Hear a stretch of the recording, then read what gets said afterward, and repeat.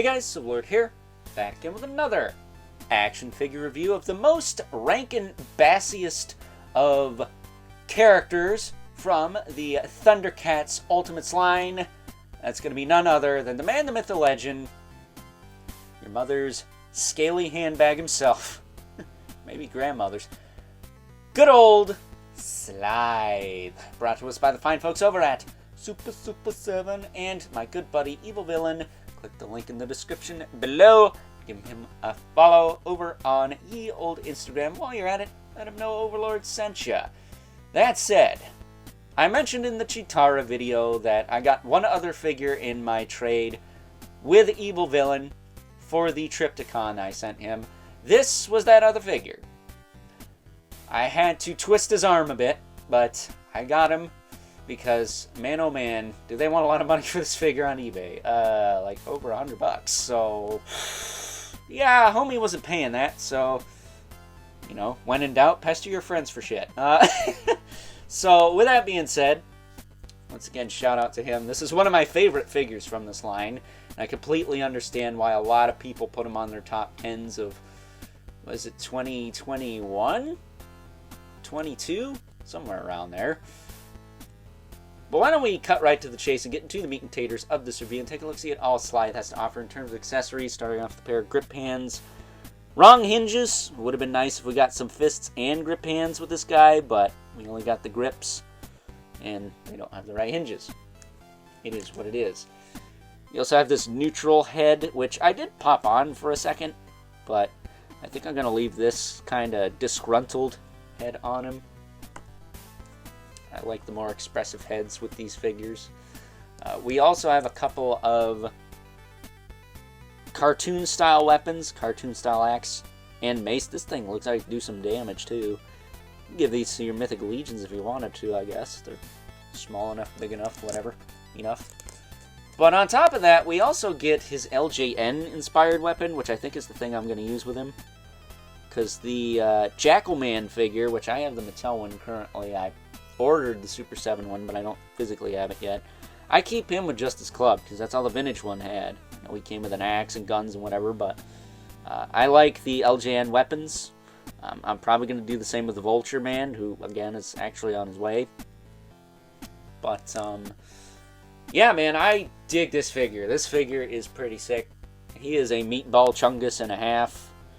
Like, he is so heavy. He feels like he weighs a pound. His joints are tight, but they don't feel like they're going to snap or anything. Like, this shoulder gives me a workout trying to pop that out as far as it can go. So I'm going to refrain from doing that because I got to push up on this bicep a little bit.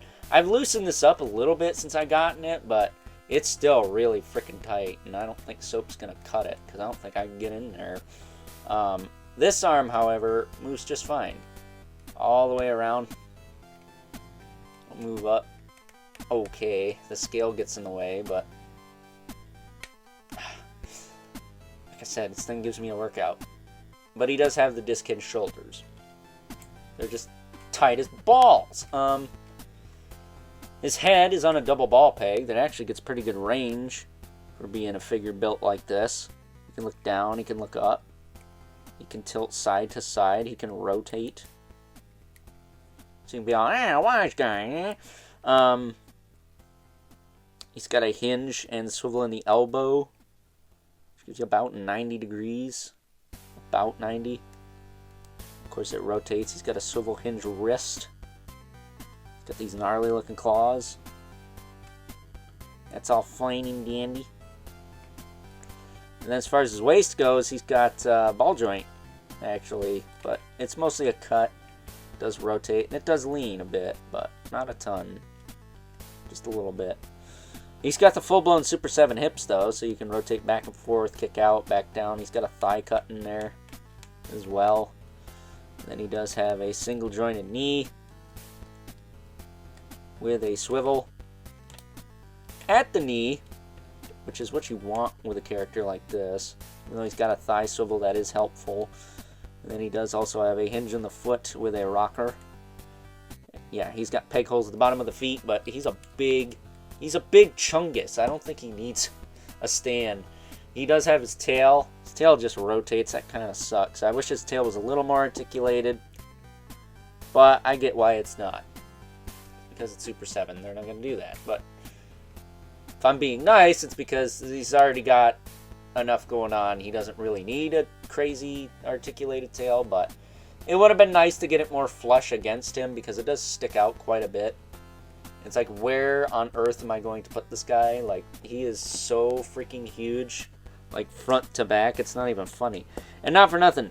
I meant what I said earlier. He's like one of the most rankin' bassiest looking sons of bitches in this line. Like, he looks like he came out of the Lord of the Rings movies. Or like The Last Unicorn or something like that. I wouldn't say the Christmas stuff, though. That's a little too far. Now, if he looked like one of those, he'd take the cake, I think. For most rankin' bassiest character. But yeah, he definitely has that aesthetic. I love the Rankin Bass aesthetic. I grew up with Rankin Bass, dadgummit. I watch the Christmas specials every year. I love, The Last Unicorn and Lord of the Rings and stuff that they did. Trying to think, what else do I like that they did? I've seen bits and pieces of Silverhawks. I've seen bits and pieces of Tiger Sharks. Trying to think. My favorite Rankin Bass movie, though, is Mad Monster Party. If you have not seen that, and you're looking for a barrel of laughs, that's a pretty good one to start with. So, with that being said, why don't we move right along and take a look at some size comparisons. First up, here's good old Slithe, the meatball chungus himself, alongside his fellow evil mutants, at least the core evil mutants for the majority of the first half of Thundercats. We have Jackalman. This is actually the Mattel Jackalman, standing in for the one that the fine folks over at Super7 did, which is currently on its way to me at the time this video is either being posted or filmed, as well as good old Mankeon, who is actually a Super 7 offering from Thundercats, and currently is kind of tied with Slithe here as far as my favorite evil mutant goes. We'll be taking a look at him tomorrow, so stay tuned for all of that. But I think these three look great together. I'm kind of surprised that Jackalman's like the smallest of the three, but I guess it makes sense. But either way, I love how these guys look together. They look awesome. Just getting these two out of the way.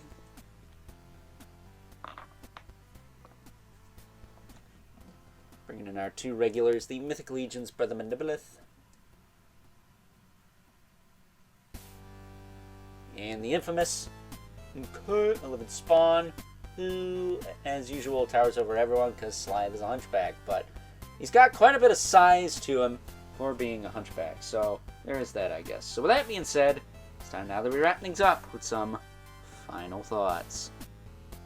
Overall, and I'm going to stand by my previous statement in saying that good old Slithe here is practically tied, we'll say, with Mankeon for being my favorite of the evil mutants from ye old Thundercats. I think the fine folks over at Super7 did a fine job on this rotund meatball of a figure, especially in comparison to the past couple Thundercats we've looked at over the past few days. I mean, Cheetara and Bengali specifically, but that is besides the point. We're talking about Slithe. We're not talking about them.